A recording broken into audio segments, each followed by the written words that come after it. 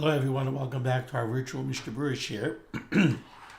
We're holding in Berurah Chelik Vav, and in Mir Hashem we'll be learning today Daf Lamed Zayin Amud Aleph. We are continuing to learn Hilchos Tisha B'Av, and we have been learning this very interesting Siman about the halachos that require us to make a churban, to do something that reminds us about the churban and awakens in us the feeling of mourning over the Beis Hamikdash and of Yerushalayim when we are engaged in a simchah, and lest we forget the mourning over Yerushalayim and the Beis Hamikdash, we have to make a churban. So we are holding near the bottom of the Shulchan Aruch Lamed Vav Amud Beis, in the middle of Sif Beis. So the Mechaber says, "Ukishehaisha oisa tachshitei hakesef v'hazav." When a woman adorns herself with silver and gold jewelry. So a woman is making a simchah, or she's going to a simchah, and she's putting on her jewelry, she's putting on her necklaces, her bracelets, her brooch pins, what have you. Says the Mechaber, Mishaira min mimine hatachshit shenoi heges bahem. She should leave out one of the types of jewelry that she would normally wear. So she would normally wear a necklace and earrings and bracelets and a pin. She should leave out something from the jewelry as a zecher l'churban. Kedei shelo yeh tachshit shalem, so that her jewelry should not be complete. Says the Mishnah Berurah, all the way in the bottom here of Lamed Vav Amud Beis, shenoi heges bahem. Hainu, im yesh la harbe mine tachshitin, if she has many different types of jewelry, lo tasim kulam aleha bebas achas, she should not wear them all at one time. Rak b'chol pam tishayar achas, rather she should always leave something out. Lizkar hachorban, to make a remembrance for the churban. So again, if you would normally wear a necklace and a bracelet and rings and earrings and a pin, leave something out. Zecher l'churban. Continues the Mishnah Berurah, and he says something very important. V'nashem hamiskashtos b'miloi, women who fully adorn themselves. So women who load up on jewelry. Garmin levad zeh ra'os rabbis. Besides this problem that they're not doing something as a zecher l'churban, they also cause terrible problems me'umais ha'olam, from the nations of the world, hamiskanim bahem, who become jealous of them. Now, if you take a look at the Sharatzion Ois Katan Yud Ches, the Chavetz Chaim brings this down in the name of the Achreinim, and he says, "V'yadua," and it's very well known, Masha Amar Yaakov Labanov, what Yaakov Avinu said to his children, Lama Tisra'u, why should we be seen? Ukipirish Rashi Sham, as Rashi explains. What is this a reference to? This is a reference when the hunger began, when the 7 years of hunger began in Mitzrayim and in the surrounding areas. People didn't have food in Eretz Canaan. So Rashi says, even though Yaakov Avinu had food, he told his children, he told the Shiftei Ka, go down to Mitzrayim to go buy food. Lama Tisra'u, why should we be showing off? Why should we be seen among the Umas HaOlam like we have plenty when they're suffering? A Yid never wants to be somebody who's being looked at as being successful. Let's take a look in the Dirshu Mishnah Berurah. Remember, there was a very nice footnote here. I have written down that it was footnote number 18. Let me find it. Footnote number 18. Val hasakana mikinas u'umais ha'olam.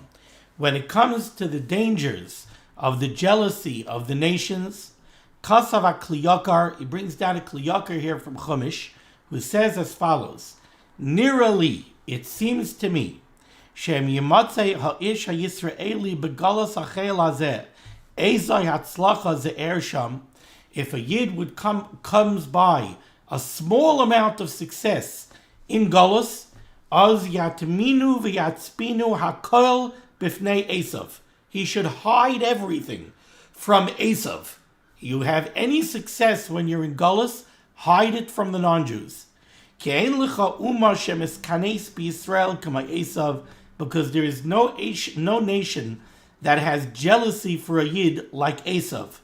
Kiladaitam, because in their opinion, Hakol Gezula biyada mehem, everything that a Yid has is stolen from them. Min berchas Yaakov Avinu, due to the brachas of Yaakov Avinu, shalakach berchaisav shel Esav b'mirma, because Esav feels that Yaakov Avinu took away his brachas b'mirma, with trickery or with wisdom. He took away the brachas, and therefore whatever success we have in Golus is due to the brachas that Yaakov Avinu took from Esav, and therefore they look at our hatzlacha as being stolen from them. V'chein Yaakov tziva labanav, and that's why you find that Yaakov commanded his children, like we just mentioned in the Sharat Tzion, Lama Tisra'u, why should we appear to be successful? Pirish Rashi, Bifnei b'nei Yishmael ve'esav kilo atem sveim. We should not appear in front of the b'nei Esav and in front of the b'nei Yishmael as if we have plenty when they're suffering. Ki shneim seivrim, because both of them, Yishmael and Esav, they both hold sheYitzchak gazal hatzlachas Yishmael. The b'nei Yishmael hold that Yitzchak stole all of the hatzlacha of Yishmael. VeYaakov gazal hatzlachas Esav, and they hold that Yaakov stole the hatzlacha of Esav. Al yidei hishtadlus. V'zeh hepech mimashe Yisrael oisen b'daras halalu. And already back in the day of the Klayakar, he wrote, V'zeh hepech mimashe Yisrael oisen b'daras halalu b'artzei seveim. And unfortunately, this is the opposite of what Yidden do in the lands of their enemies. Ki mishi yesh lo moneh, somebody who has a moneh, somebody who has a few dollars. Mares atzmai b'malbushe kavod. He goes and he dresses himself b'malbushe kavod, with expensive clothing. Ubatim sifunim, and well outfitted and decorated houses. V'chashuvim kilu hayoloi kama alofim, like he's a millionaire. Umegarim umais ba'atzmam, and they end up going ahead and instigating the non-Jews to hate them. Uminig zehu baras b'nei amenu. And the Klayakar says that this is a terrible thing in our nation. And it causes a tremendous amount of the troubles that we have. And those that are wise will understand this, and they will take musar, and they will prevent this from happening. It drives me crazy when I go through the Yiddish neighborhoods. Why do Yidden have to build fancy houses? Why do we have to have marble and Spanish tile? Why do they have to drive Infinity QXs and who knows what? Why do they have to drive the most expensive cars? Why do they have to have the most expensive houses? Why do the women have to go dressed to the nines? Rabbi Say, why? I'll tell you even more than that. Why do they have to take the best seats in Yankee Stadium? Forget why do they go to Yankee Stadium in the first place. But if they're going to go to Yankee Stadium, why do you have to take the box seats in Yankee Stadium? So that the non-Jews should look at the Jews, they take all the best seats. Why? Why do we have to make the same mistakes in Gullus over and over and over and over and over again? Why can't we sit back and keep our hatzlacha? You have hatzlacha, you want to make a beautiful living room, you want to make a beautiful dining room, do it inside your house. Why do you have to do it outside your house? Why do you have to? Why do people have to drive by and see the beautiful houses and the beautiful cars and everything else? It's that my grandfather used to have a saying for it in Yiddish. It's escaping me right now. To stick it in the eyes of the non-Jews. Rabbi say it's not smart. It's not smart. And here you have a Klayakar. You have a Chavetz Chaim. That it's a big problem and people have to think about it and they have to pay attention to it. Okay. Weiter. Top line in the Shulchan Aruch Lamed Zayin Amud Aleph. Ukesha Chasan noisei isha, when a Chasan goes to get married, when he's marrying a woman, loikeach efer mikle, he should take ashes from a fire. That's what efer mikle is, ashes from a fire. V'noisen beroishai b'mekayim hanachas tefillin, and they take the ash and they put it on the forehead at the place where you usually put the tefillin. Where does this come from? This is based on a pasuk in Yeshaya.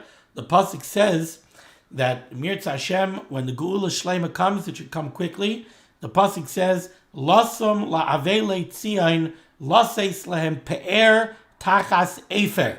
The Navi says that he's coming to make for the Avelei Tzion, for the mourners who mourned over Tzion, to give them pe'er, to give them splendor, tachas efer, instead of ash. So we see that during the Galus, you have efer, tachas pe'er. During the Galus, I'm not sure actually, the pasuk might say ofar. I think the pasuk says ofar, not efer. But in any case, you see that during the Galus, you have ash, or you have dirt, in the makam of the pe'er. The tefillin are called a pe'er. So during the Galus, you have ash or dirt where the pe'er goes. Then by the Geula Shlema, the Rebbeinu Shalom will give us pe'er. He'll give us back our splendor, tachas efer, instead of the efer. Says the Mishnah Berurah, Hagah, says the Ramah, V'yesh b'kaimos shenagu l'shaber kais b'shas chuppah. There are places where they have the minig to break a glass at the time of the chuppah, a minig that we know very, very well. Now the truth is that this minig is already somewhat brought down in the Gemara. The Gemara says in Brachas and Daf Lamed Amud Beis, Mar Brei de Ravina. Mar Brei de Ravina was making a chasana, and he saw that the chachamim that came to the chasana were, in his opinion, they were rejoicing. They were being misameach a little bit excessively. So what did Mar Bar Ravina do? I see kaisa de mukra. He brought a very expensive kais made out of very clear glass. Bas dalid mea zuze. It was worth 400 zuz. The tavri kamayu. And he smashed it in front of them. The a'atzivu. And that made them a little bit sad. So what Mar Brei de Ravina was doing was, he saw that the chachamim were rejoicing. They were getting into it a little bit excessively. And we're going to see at the end of this Siman, the Mechaber is going to say, also la'adam sheyamali piv schaik ba'olam hazeh. To have too much schaik, to have too much kalas roish, to have too much rejoicing in olam hazeh is not a good thing. It could bring techet. Doesn't mean that you have to walk around all the time solemn and upset. No, chas v'chalila. Person is allowed to be happy, but there's an excessive amount of rejoicing. That already is something that brings the Yetzer Hara.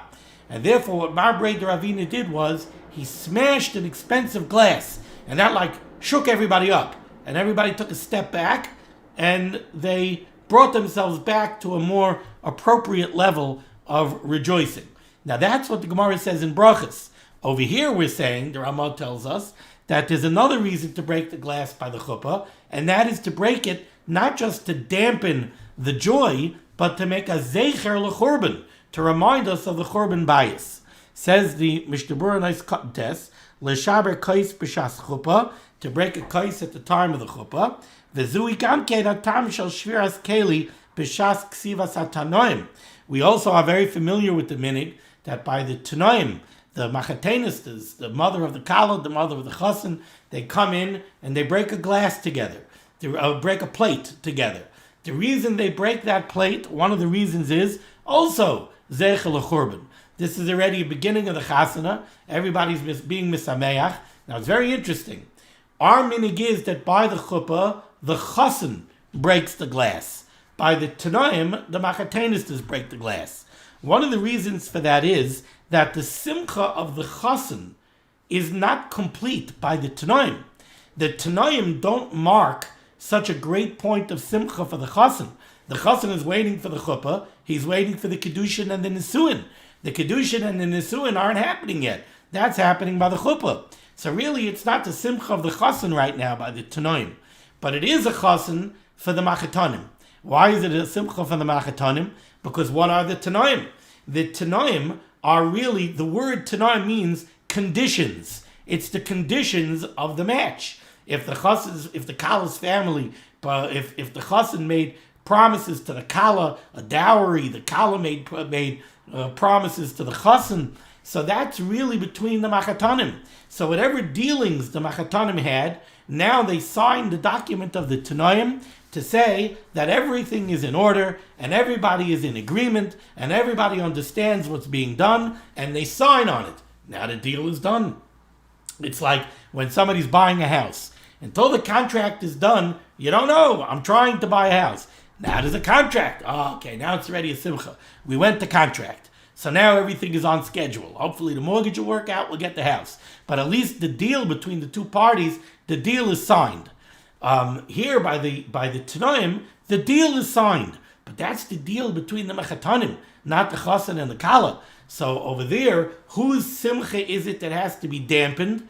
It's the simchah of the mechatanim that has to be dampened. So the mechatanim come, the mechatenistas come, and they break the plate. Another reason that's brought down to the minig of breaking the plate is we know the Gemara says, Ein ksuba b'loy tigra. There's always, the Satan always tries to worm his way into a simcha, especially a simcha shal mitzvah. So when there's a ksuba, when there's a chasana, the Satan tries to worm his way in. And therefore, in ksuba b'loy tigra, there's always some kind of ketata, there's always some kind of disagreement, there's always something happening where the Satan tries to worm his way in. So what we do is we take a plate and we break the plate. That should be the tigra. The tigra should be, we lost the plate. That's a little bit the same reason why there's a minig that when somebody breaks something in the house, they go mazel tov. Mazel tov. What's the mazel tov of breaking the plate? The mazel tov is, whatever in Shemayim, we owed something in Shemayim. Now we broke a keli, we broke a beautiful vase. We cleaned the slate. Whatever it is that we had to clean up, we cleaned it up. Now we say mazel tov. Now we're going further into a happy time. Because whatever we owed, whatever punishment, we hope that it got away with the broken plate. So also in Ksuba B'Lei Tigra, we break a plate. There's a lot of very interesting discussion over here of when exactly you should break when you should break the kais. We break the kais by the chuppah after the whole chuppah. Others say that you should break it between the Sheva Brachas and between the Birchas Erison, between the Siddur Kedushin and the Sheva Brachas. What cup do you break? Our minig is that we just take another glass and we break a glass. There was also a minig to break the glass of the Siddur Kedushin, of the Erison. Some people say you shouldn't break the glass of the Erison because that would be a bad Siman. We know Siman a milsa, a Siman, something, a maisa that's done out of symbolism has power. That's why Rosh Hashanah we eat all the Simanim, right? We dip the apple in the honey. It should be a Shana Tova Umasuka because Siman a milsa. So to break the glass of the Erison, it looks somehow like we're breaking the Erison. So Chas Chalila, we don't want to break that glass. We bring a different glass. But there's all sorts of very, very interesting minhagim that are involved in this. There's a rekeach, a very noteworthy rekeach. Every rekeach is noteworthy. But the Meiser rekeach says as follows. He says, V'ha'olam noihagim loymar b'simin toiv b'shasha shoiver mezakos. Nowadays it's very much like that too. Everybody is kind of solemn during the chuppah, and then the Chasan goes out and stamps on the glass, Mazel Tov, and then the music starts. So the Meiser Rekech writes, simcha. It almost looks like the glass is being broken as a symbolism for simcha. The Meiser Rekech says, it's quite the opposite. We're breaking the glass for itzavain, for aggravation.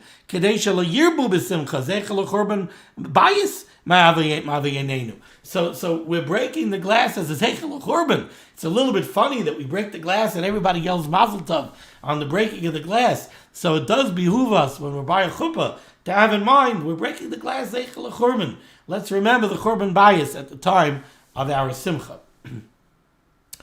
Okay. Continues the Chavetz Chaim here, a nice cut and test.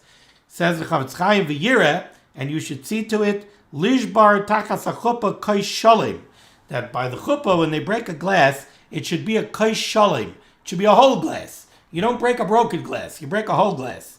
Ve'ein by mishum bal tashchis, and there's no issue here of bal tashchis, kevin she'osid kein l'remez musar laman yitenu leiv, where, after all, we're breaking the glass for a point. We're breaking it for a reason. So there is no problem of bal tashchis that we're wasting a glass because we're doing it for a very important reason. The Pri Megadim does bring down that by the tenaim we should break a broken plate. But that's not our minig. But our minig is that by the tenaim we also break a whole plate, not a broken plate. It's also very interesting. It's brought down why we break a plate by the tenaim, not a glass. All the minhagim that we have very deep reasons. Nothing is done for no reason. Okay, continues the Ramah. So the Ramah said, there are places like us where they break a glass at the time of the chuppah, or they place a black cloth, or other some type of symbol of avelus, on the head of the Chasan. All of this is a zecher for Yerushalayim and the bias. Shenemar, like it says in the pasuk, Im eshkachech Yerushalayim. If I'll forget Yerushalayim, chas v'chalila, tishkach yamini, my right hand should be forgotten. Im loy ales Yerushalayim aroy simchasi. If I don't raise up the remembrance of Yerushalayim, first and foremost, over and above my simchah. There's a very interesting Berurah here. The Berurah in Ois Katan Hay says, there are locales where the one who's running the chasana, he recites this pasuk of Imashkechech Yerushalayim, v'achasan omer acharav mila b'mila, and the chasan repeats it word for word after the shamish who's running the chasana. Nowadays there seems to be a minig where they sing it, whatever. Okay. Says the Mishnah Berurah Katan Yud, Reis Simchasi, we have to place the remembrance of Yerushalayim above our simcha. Amrinan b'Shabbos Daf Samach Beis Amid Beis, the tainug de ispe simcha aser. Any kind of tainug, any kind of enjoyment that involves simcha is aser because of the churban. U'deles be simcha shari, but a tainug that does not involve simcha. One of the examples that are brought down is a woman has perfume that gives her enjoyment, but that's not a tainug sheyesh by simcha, so that's not also because of the churban.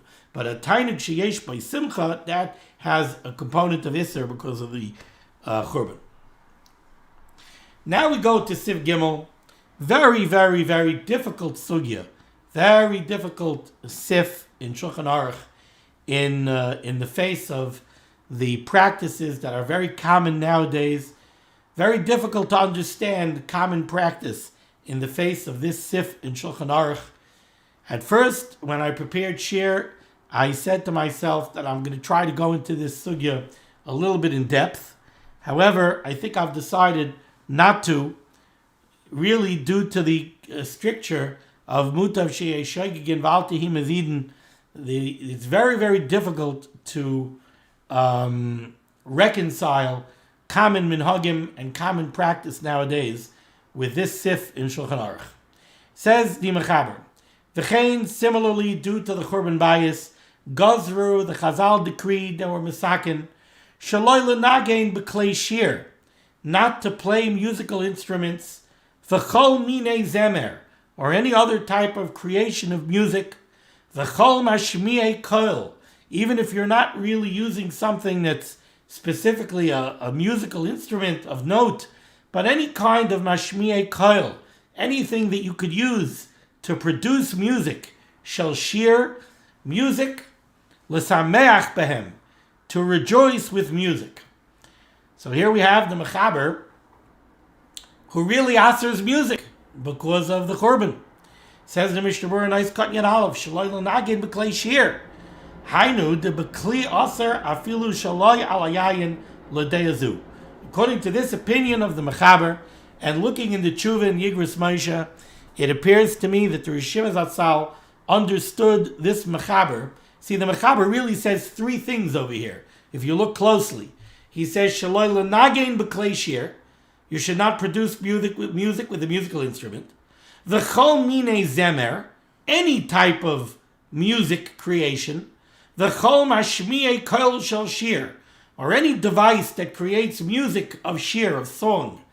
So it's really three things. What exactly are those three disparate things?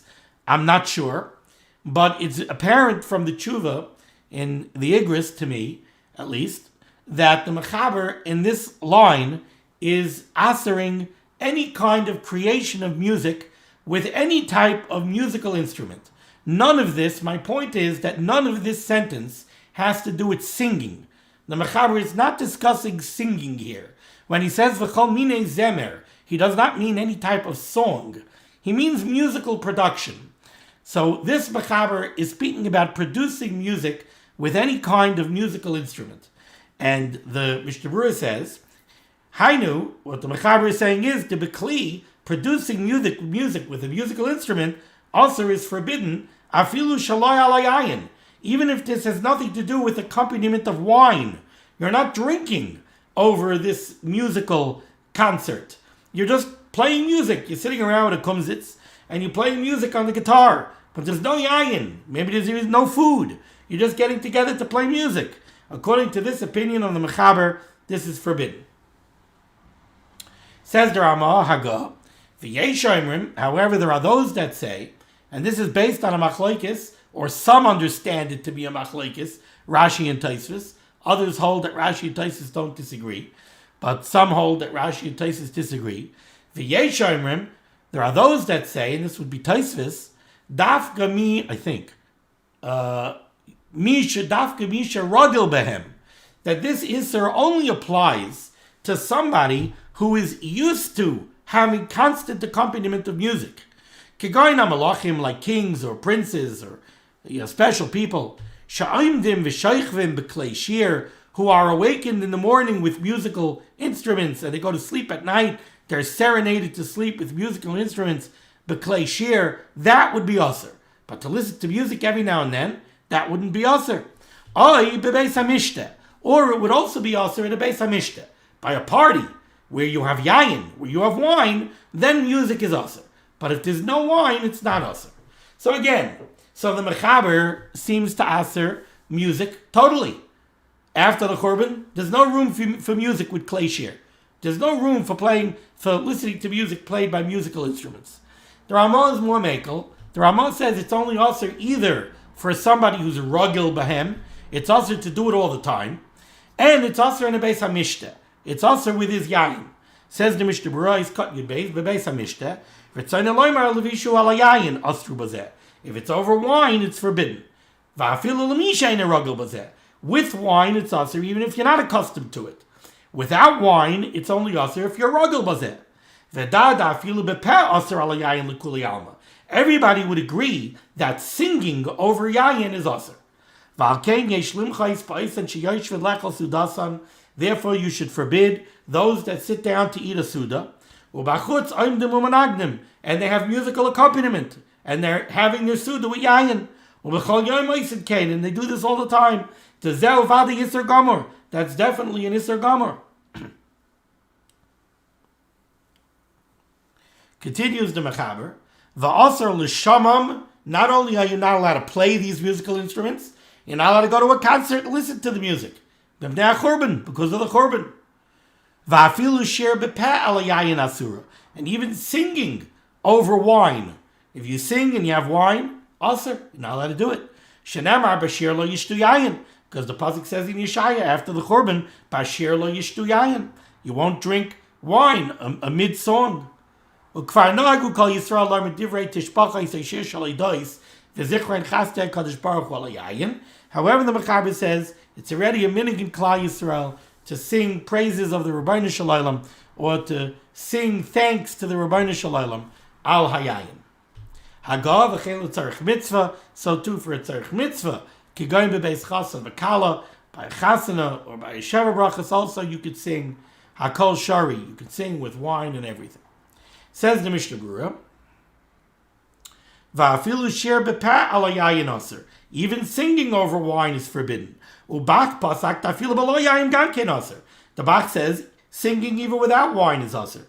Darbrina b'gemara dafke zimur shal moshe asfinois ay moshe habakarim shari. What's mutter? The singing of the ones who are rowing on the boat when they sing in unison, or the moshe habakarim, the ones that are driving the trains of oxen. She'ena yelo lazarzam b'malachtam. That's not a song for happiness. That's a song, it's like cadence when the soldiers march and they sing a marching song. That's to help with the work. Aval de gardoi, but to sing the song of the weavers, Aser, shul l'schayt ba'alma. That's only because they're bored. They're sitting there weaving, so they sing songs. Valkein, and therefore says the Chavetz Chaim, Nashim amazamrois bepeh be'es malachton, women who sing while they work, yesh limchos lahen, you should object to them.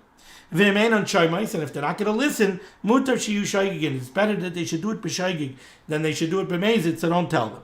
Achein bebeis charoishes hamaisa, in the factories, sheyesham gamkein anoshim, where there are men and women, ve'elu mezamrois ve'elu oinen acharehen, and now you have a situation where the women sing one phrase, and then the men answer to the phrase that the women sing. So it's like a back and forth. That, the Chavetz Chaim says, is hu ke'esh b'na'oris. That's like a fire that's attacking dried thistles. In other words, that's a spark in a explosive gas-filled place. Or mitzvah rabba levatlam, and you definitely should be mavatl that minig. When you have men and women singing together, especially when you have the women singing one phrase and the men respond, so that means that the men are listening carefully to the song and the voices of the women, Kol be'isha erva, that could bring to terrible averis. And that, the Chavetz Chaim says, you have to, the mitzvah rabbah, a great mitzvah levatlam, to be mavatl this minute. I've cut in Yudalad, the Chaber said that Kfar Nagu Yisrael, to sing divrei tishpachos. Kasav b'likutei ma'aril. The Likutei Ma'aril writes, Shaloi kedinu shemisharin b'mishnah oidecha ki anisani ukai gavna l'simchas mereis.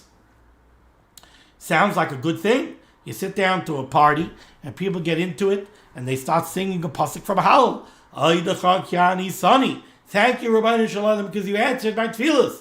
Sounds like a wonderful thing. Says the Ma'aril, no good. Ki oz HaTorah chageres sak, because then the Torah clothes itself in sack. Vaymeres, and the Torah says, Asauni banecha kimin zemer. Rabbeinu Shalom, the Kallah Yisrael has made me like a song. It's a pasuk in Torah shebitzav oidecha ki anisani. It's a pasuk in Tehillim. There's Rashi and Mitzudis and Malbim and everything on it. It's a pasuk that could be darshaned. You make it into a song. So the Torah Akdosha says, you made me a song. It's like what we sit in Avelus for on Asar B'Tevis. Because Talmai HaMelech had the Torah Akdosha translated into Greek. You translate the Torah into Greek? The Torah Akdosha that's written in Lashon HaKodesh, that could be darshaned in so many ways, that so many tilim shal halachos could be darshaned from every word in the Torah, and you go ahead and you translate it into Greek, you make it into a book. It's the same thing. You take a pasuk and you make it into a song, but it's just something to sing. The Torah is chageres sak. Ach bebeis hakneses lo regalim. However, in shul on Yom Tov, you want to sing Hallel, mitzvah lazamer. That's a mitzvah to sing.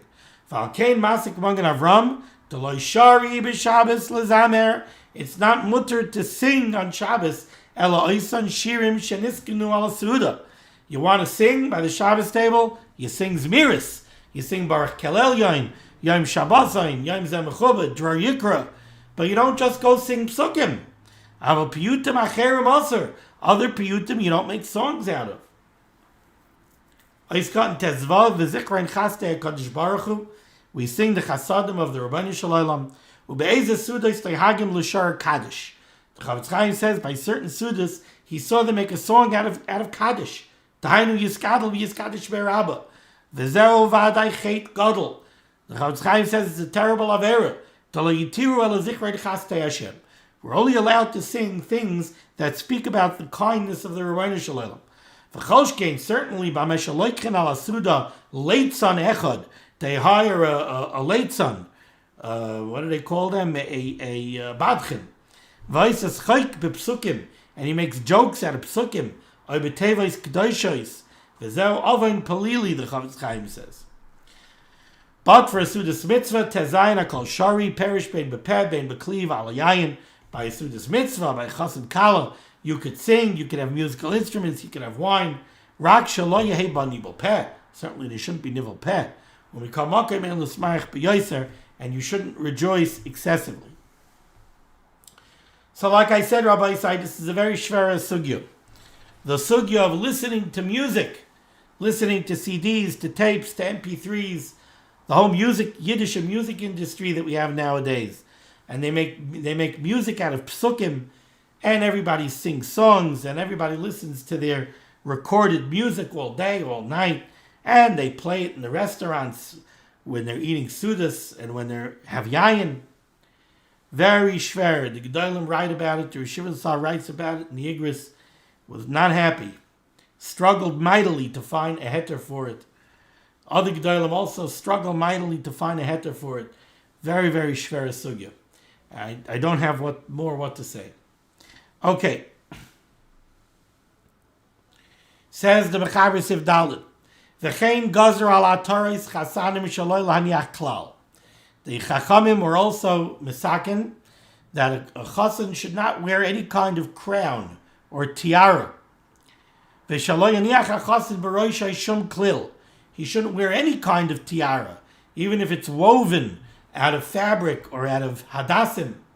Shenemar, because the pasuk in Yechezkel says, Hatzir hamitznefes, the mitznefes, which was one of the big day kahuna, the mitznefes will be removed from the kohen gadol, the harim HaTorah, and the HaTorah will be lifted off of the chasanim. So kolzman we're in Golos, a chasan does not wear any kind of crown. V'chein gazer al HaTorah Kallah, they also made a gzera on the crown or the tiara of a Kallah, im he shall kesef, if it's made out of silver or gold. Aval shall gedil, but if it's simply woven out of fabrics or out of hadassim or such, mutter al Kallah, that's permissible for a Kallah. The davka l'chasan the Kallah, and this gzera was only made by a chasan and a Kallah, with his simchah.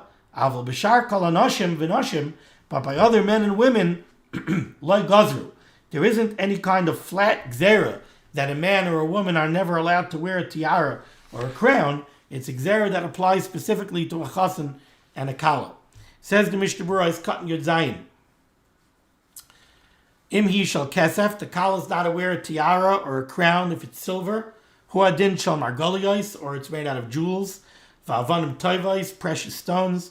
Yesh lamar kolshkein daser, then certainly it's aser. Ve'emasai nikreis Kallah, when is she called a Kallah in the context of this halacha? Yesh lamar kol shivas yemei Mishnah b'besula. If she's a psula, she's designated as a Kallah for the entire Sheva Brachas. V'chein kasav yam shel shleim parakam to get in dav zayin. Kam laila l'shelafnei chuppah, also the night before the chuppah. V'im kein oisan amanichin b'roish Kallah takshitin b'roish. Those that put some kind of adornment on the head of the Kallah, shekern binda v'chadoma tzarich iyon. We have to understand why this should be mutter. I assume it was made out of kesef, silver, gold, or jewels, or some such. Some kind of braided tiara out of fabric or out of hadassim for a Kallah is mutter. So nowadays, when the Kallah wears a head, what do they call it? A headpiece. The headpiece that the Kallah wears, that's mutter if it's made out of fabrics. Kedei shaloi lanavla, because we want the Kallah to be beautiful. We don't want it to be repulsive, chas v'chalila. So we could dress up the Kallah with a headpiece. V'ayin bebeis Yosef. Look at the Beis Yosef, the mistapik, who's misupik. Ladasa Rambam, according to the opinion of the Rambam, im haya ikra shel gedil.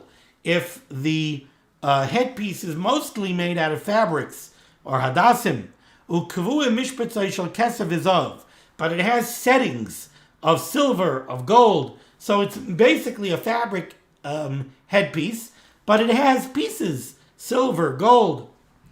If that's mutter or not, imshari. Ukayim, and the Chavetz Chaim says nowadays, ein mashkichin bazeh ha'olam. The olam is not careful with this. Umakilun bazeh, and they are lenient.